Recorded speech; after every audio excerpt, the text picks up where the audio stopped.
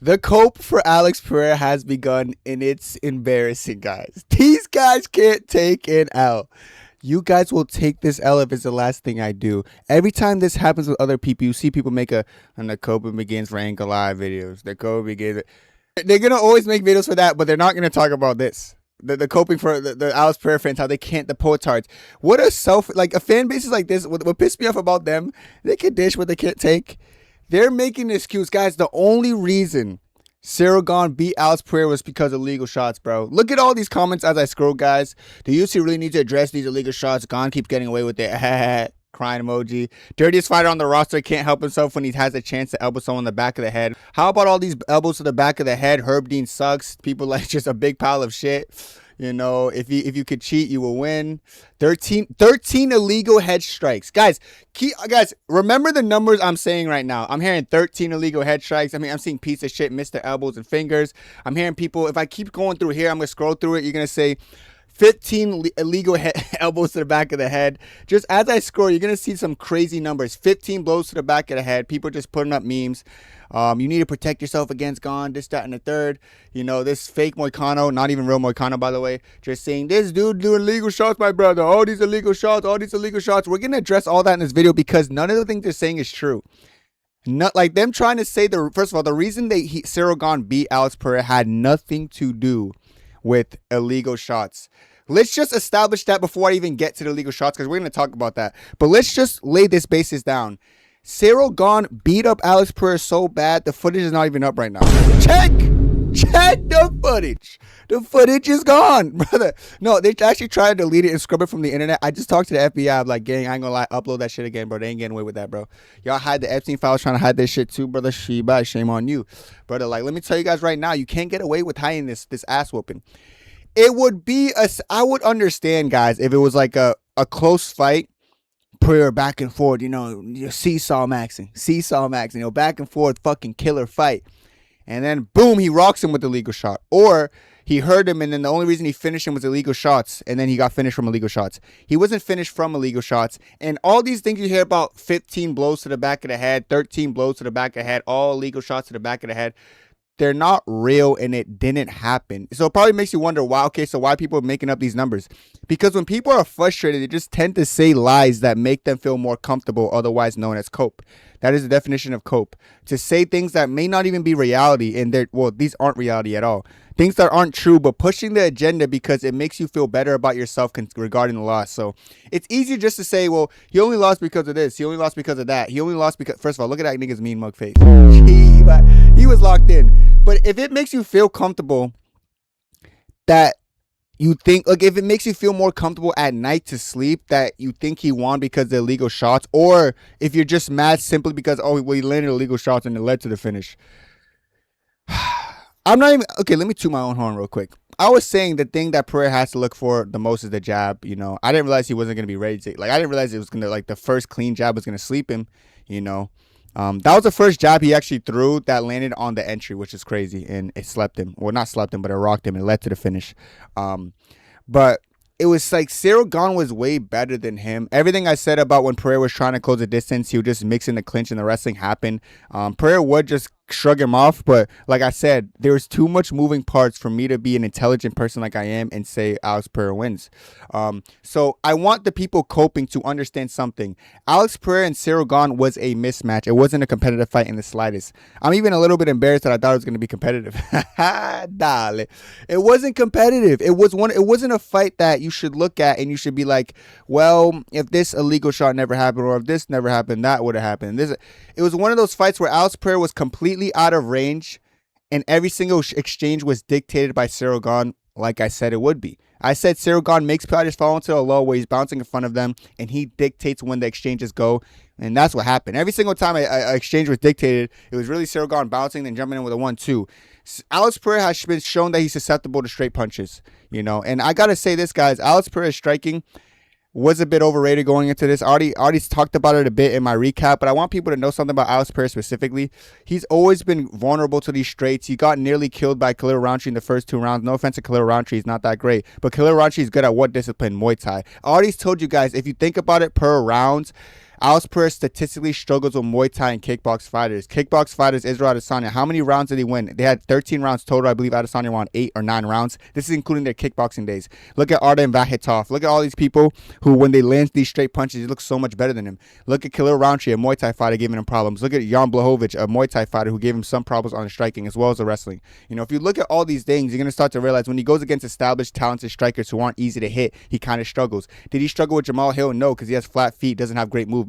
Did he struggle with Adesanya? Yes. Why? Good movement. Did he struggle with Ciryl Gane? Yes. Why? Good movement. Did he struggle with Ankalaev? Yes. Why? Because Ankalaev had good movement in the first fight. In the second fight, people kept milking it like it was something crazy, but I was trying to tell you guys that the second fight, Alex Pereira fought like he's never fought before. He had some overwhelming pressure that he's never had before and kind of went in there with a do or die mindset. When that happens, you could get a fluky, lucky KO. They're going to be mad at calling it a fluky, lucky KO. Call whatever you want. It doesn't change the fact that he fought a way he shouldn't have fought. He fought a way that was not suitable for 5 rounds. You cannot run at someone that much for 5 rounds, or you're just going to tire yourself out. He put on something crazy because he needed to just go in there and prove a point, and he got it done. But I knew he wasn't going to be able to do that with Ciryl Gane. Why? Because if he pressured Ciryl Gane like that, he would do something where you would shoot a takedown and initiate a clinch, which is what happened. There were times that Alex Pereira in this fight was like, fuck it, let me come forward and try to like do something.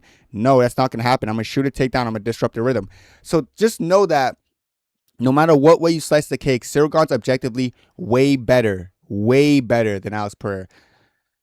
Nothing would have made him win tonight at all. If he came in lighter, wouldn't have helped. Doesn't matter because those deficiencies will still be there. I just think he'd be taken down probably when he was initiating those takedown attempts or the clinch attempts. That'd be the only difference. The extra weight gave him more power, which just helped his only chance in this fight, which was puncher's chance. There was no world where Alex Pereira could have won by points. I saw bedtime MMA and stuff picking on points, but I know people like that. They don't do film work. Respect to bedtime, but them people don't count them chickens. You know what I mean? They don't do what I do with this absurd amount of film work. So I knew they were just saying that just to say it to be edgy, but there's no world respectfully won on points. The only shot was KO. So him adding the extra weight, hopefully that could have added to potential KO power that he didn't, like one punch KO power that he's never had. That was his only chance at beating him. Even with the added weight, he still didn't win. So there's nothing Alex Pereira could have done to win.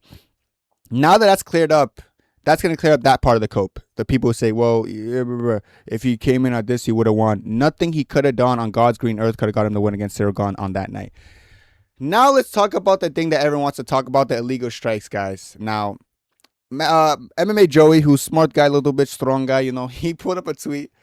And before we watch the finishing sequence, we need a basis. What's an illegal strike? And for this basis, I'm going to play this video with Herb Dean, who actually was the referee, talking about it with a professional doctor. I want you guys to sit there with their ugly face, quiet, and listen. For the Pereira fans. If you're not Pereira fan, you're probably a handsome guy, but listen. Wait, this volume is so low. Like, what the hell? I put this volume up. Behind that. But let's get into what the actual area is. The main area that we want to protect is the nape of the neck. So imagine from this, look up a little bit. Imagine from the top of the ears around this area right here. That's what we're most concerned with. Okay, so it said right there, the area they're most concerned with is the area right here. That's the area they're most concerned with. This area right here, we throw in also as a hybrid rule. It's called the hybrid rule. And so when someone...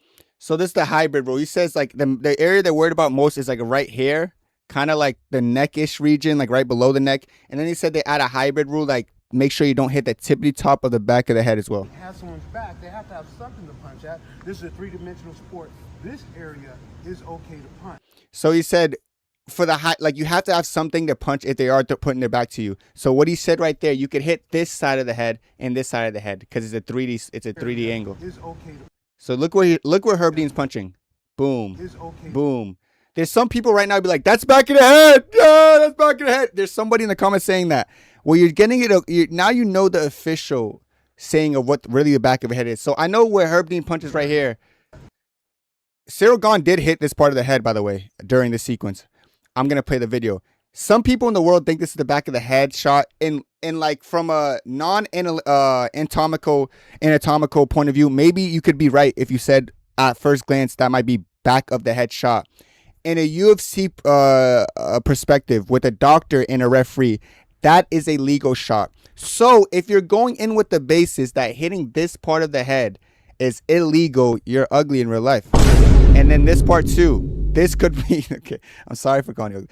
This part too, This could be what people are like, oh my God, he's hitting the back of his head. It's not. And now you know and I know. So we both have an understanding. And I still haven't played the video because even very few even hit this portion of the head. Punch, but not directly here and not here. Dr. D, would you like to And then the doctor explains more why it's so important not to hit this side of the head. explain a little bit about that? Yeah, I mean, Herb really just laid it out anatomically great. You know, this area here that we're trying to protect, there's two things here. We have the basilar skull, which is a very vulnerable area. And then obviously we have the cranial cervical junction, which is where the brain attaches to the spinal cord, the first cervical vertebral body. So this would be the actual area that we'd be most want to protect during a fight. Okay, So now we know what back of the head shots are and what's a big no-no. So the big no-no looks to be about this side of his head. If you look at my mouse, this is okay. Where my mouse is, this is okay. On this side, this is okay. They don't want directly at that little pimple either. They don't want that. All right. So now we know what's illegal and what's not illegal. Let's look at the finishing sequence. Let's just look at it. Nearly kills him, first of all. That's crazy. Like that. Yo, this shit didn't even look that hard, but Pereira just walks into it. Boom! Folds like a lawn chair. All these are legal. There's no problem with these. It's gonna be slowed down when the problem starts.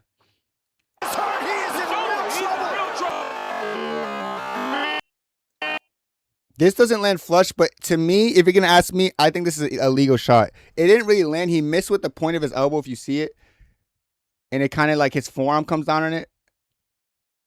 It looks like it hit like the side of the neck. If you pinpoint it, it looks like it hits the side of the neck. I don't like where the shot was placed. It was kind of like on the side of his neck, but it was a stupid shot. This shot lands clean. So this is not even in debate for illegal or legal shot, but of course this is illegal. This didn't even hit the back of the head at all. This hit the side of the head. This is clean. Same thing here, clean. Same position. Same position there, clean. Like, I don't really need to explain to you why these aren't, like, these weren't even the conversation in the video we just watched. Those are all clean. Clean, of course. That one hit off the shoulder, but it was still, like, obviously a shoulder shot's not a bad shot. Clean. That's actually clean. That's actually clean, believe it or not. From that angle we see. That's clean. That one was at the very top of the head, like the top, which is like kind of pushing like illegal shot. Obviously clean. Obviously clean. Now, hold on, guys. I gotta get something straight, real quick. Those are 13 illegal headshots. Just so people know, guys. Those are 15 illegal elbows to the back of the head. So I just need to explain something to you guys. A lot of people just speak with emotion. You know, right there's one illegal shot, maybe two you can make an argument for. And if you're feeling like, okay, but I think it's Dwee. Well, I think it's Twee Quenny. What does that mean? My point is, like, you guys exaggerating something that just didn't happen and trying to make it seem like it happened for your own comfort and your sanity. I respect it. If you're going to lose your mind and, like, talk about, oh, you guys better not go to school tomorrow because I'm bringing my backpack. If you're giving that energy, if that's going to keep you sane, then I don't want you to do that. So, like, yeah, keep your sanity if you want me to be honest. But if it helps you sleep at night and prevents you from doing stuff that are very drastic, okay, act like you hit him 15 times, 13 times, 10 times. I don't care. Like, act like you hit him that much times behind the head illegally. Sure. We could act like that's why that finishing sequence happened. Truth of the matter is, 99% of those shots were legal. It might have been one or two illegal shots or three if you really want to push it, but that doesn't change the fact that he got caught walking in with a jab and got absolutely destroyed in there. Just when you think about it, guys, just understand that no matter what would have happened, this would have been the result. Now, this tweet says, don't let Topuri's loss distract you from the fact that the UFC tried to sell this 13-4 guy on a one-fight win streak as the GOAT. I'm not going to lie, I wrote the narrative too. Fucking hell, poor guy. Hey, guys, he was in hell. And then I want you guys to look at the comments. Still a tweeter. He's still a tweeter. 13 in the back of headshots. Still a tweeter. Like, guys, let's be real, man. Let's be real.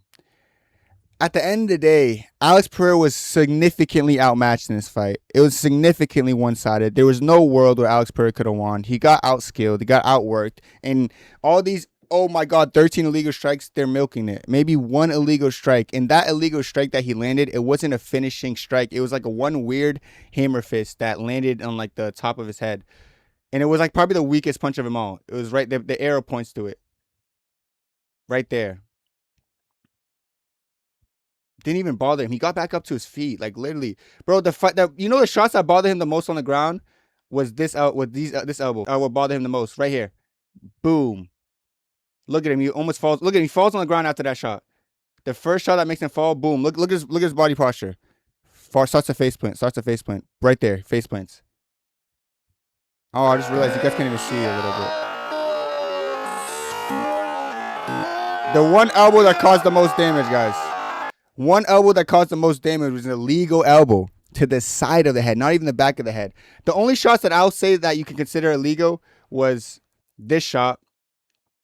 Because like it kind of brushed off like the neck and it kind of like his forearm fell onto the back of his head. And then tat. There's two illegal shots. Not 15, not 13. You know, so I know what it looks like visually like this shit. People, oh my God, he's illegal. Oh my God, illegal. Oh my God, illegal. Oh my God, illegal. Because Ciryl Gane does something where like he chases 12-6 elbows. People don't use 12-6 elbows. Like people just don't use it because they're scared. Ciryl Gane uses it in an advantageous position. You could clearly see Ciryl Gane's trying to angle his elbows to the side of the head. It's not like, listen, if he wanted to try to hit the back of his head with the elbow, he'd posture up here and aim for the back of his head. He's clearly going for the side of his head. Like it's clear as day. I don't know why people think he's angling it to the back. Like there's nothing that shows us he's angling to the back. Like, look, he's even brushed off the shoulder there, trying to purposely angle it to the side of his head. People are playing a dumb game trying to act like this is intentional. Even here, like, you see this hammer fist was aimed to land on the side of his head. Right here, you're trying to do it too, but look at Alex Pereira, like, makes a subtle adjustment, and it kind of puts his head in that direction. That happens. When fighters are forcing positions, trying to get to an angle, you might accidentally hit the back of his head. The most back of the head shots you could say is 3, guys, and it wasn't fight-altering. The biggest ones that had the most significant effect on him were the side of the elbow shots that made him faceplant on the ground. No matter what way you slice the cake, guys, you can't use a legal strike for the justified reason of that's the only reason he beat Alex Pereira. Alex Pereira was outmatched the entirety of the fight. There's nothing Alex Pereira could have done to beat him that fight. Let's be objective, guys. We got to be honest speakers, guys. So I want you guys to look at this double champ and understand that this is the best heavyweight in the world, and nothing Pereira could have done would have stopped him, guys. You know, you could cope. Like I said, coping's okay. I don't mind coping. That's how you guys have to live, you know, and protect yourselves. Cope. We've all been there before, gang. Cope. But just understand, through all the cope, these 15 legal strikes that you manifested in your head and try to act like happened never happened. It's just something you're saying to make you sleep better at night, you know. 3 illegal strikes is the biggest narrative you could push, and that's all I could hear. That's the max as well. It's really one clear illegal strike, like one clear. The other ones that are up for debate were like where Herb Dean was pointing, which was, where was Herb Dean saying? They're like right here. Like right here. There. And right there. Like right there. That looks like the back of the head, right? But that's where like that one illegal strike that could have been questionable was. So at the end of the day, bro, like I said, cope with how you guys want. But at the end of the day, we all know the truth of the matter was Ciryl Gane was just outmatched. Ciryl Gane outmatched the Alex Pereira via skill. I told you guys, Lighterman skill was not going to be had by Alex Pereira. People thought I was lying. Lighterman skill was going to be had by Ciryl Gane, if anyone. And it proved it. He was the lighter man skill, literally the lighter man on the fight, more skilled, more power. Better at clean. There was no aspect of fighting that Alex Pereira was better than Ciryl Gane at. Alex Pereira did not lose because he's a cheater. Because Ciryl Gane's a cheater, he won because he's significantly better than Alex Pereira. But let me know your thoughts down below. You know, I'm all for the cope. Cope as much as you want. You know, let it out. You know, cry a little bit. It makes me smile. It makes my day. So I want to see more of it. But you know, it just gives me more time to make videos like this and just enjoy myself and watch you guys seethe in the comments. Please, Poetards, find this video seethed. Your job right now is to seethe in the comments. I want to see you say, well, it doesn't matter. Even if it was one illegal strike, he still was a Uyghur and it doesn't count. Dale. Let me know your thoughts down below. That's it for me. God bless. 2, 3, 4.